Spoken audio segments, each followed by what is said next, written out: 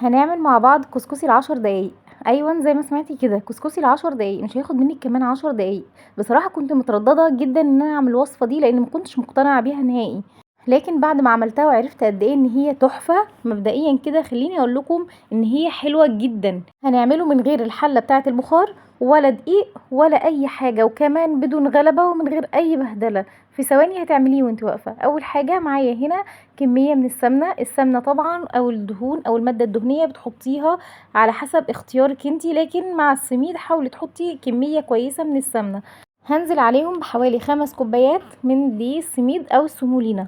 حاولي تجيبيه خشن شوية أو بتاع البسبوسة اللي احنا بنستخدمه عادي جدا للبسبوسة. هقلبه بقى كويس قوي كده زي ما انت شايفة، من دقيقتين كده ل3 دقايق. هفضل اقلب فيه زي ما انت شايفة كده لحد بس ما كل حباية من حبايات السميد بتاعنا يتغلف بالسمنة او المادة الدهنية اللي معانا زي ما انتم شايفين كده، وكمان هو سخن.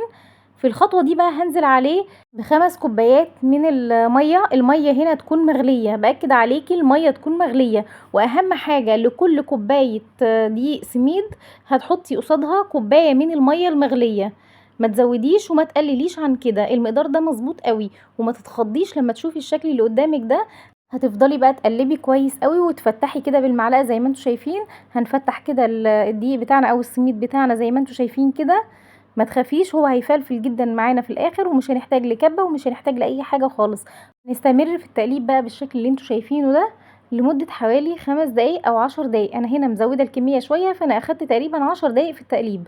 شايفين دي الخطوة التانية او الشكل التاني بعد التكتلات. كل ما بيتبخر المية او السميد بيشرب المية، الكسكسي بتاعنا بيتفلفل بكل سهولة. ما تقلقوش خالص، بس انتوا خلوا عندكم صبر بس كده لمدة 5 دقايق و10 دقايق.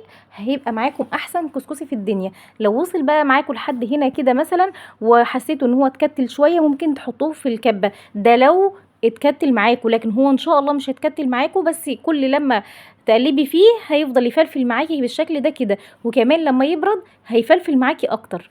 هو كده بقى بالنسبه لي ممتاز جدا. شايفين فلفل بقى كويس قوي ازاي لما صبرت عليه اداني بقى النتيجه الروعه دي. شايفين ما شاء الله حاجه كده في منتهى الجمال، وكمان الحجم بتاعه زاد وحاجه كده ما شاء الله. بجد مش هتفرقيه عن الكسكسي العادي او بالطريقه اللي هي المتعبه التانية.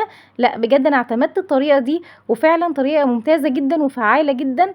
وان شاء الله مش هبطل اعمل الطريقه دي ابدا. وجربوه صدقوني مش هتندموا، حاجه كده في منتهى الجمال. هبتدي بقى احطه في الطبق بتاعي او طبق التقديم، وهرش عليه بقى السكر البودرة زي ما انتوا شايفين كده. شايفين ما شاء الله. هبتدي بقى انزل عليه بشويه زبيب، وطبعا التقديم ده يرجع لك انتي ويرجع لذوقك، والحاجات اللي انتي بتحبيها حطيها عليه. مش هيقولك لا. باللبن شغال، مش هيقولك لا. بالسكر البودرة بس شغال. باي طريقه وتعاملي معاه زي الكسكسي العادي بالظبط. لو عايزه تحفظيه احفظيه في الفريزر عادي خالص زي الكسكسي التاني. شايفين بقى شكله عامل ازاي، مفلفل ورائع، حاجة كده في منتهى الجمال. بجد بجد انا اعتمدت الطريقة دي، وشكرا لصاحبة الفكرة. بجد طلعت حلوة جدا جدا. بنصحكم تجربوه لانه بجد النتيجة هايلة زي ما انتوا شايفين كده. اهم بس ملحوظة ان المية تكون مغلية، مش مية من الحنفية، تكون مغلية. واهم حاجة لكل كوباية سميد كوباية مية مغلية قصادها. بس هي دي الفكرة وهي دي التركة ومفيش اكتر من كده. يا ريت بقى لو وصلتوا لحد هنا ما تنسوش اللايك والشير والاشتراك في القناة.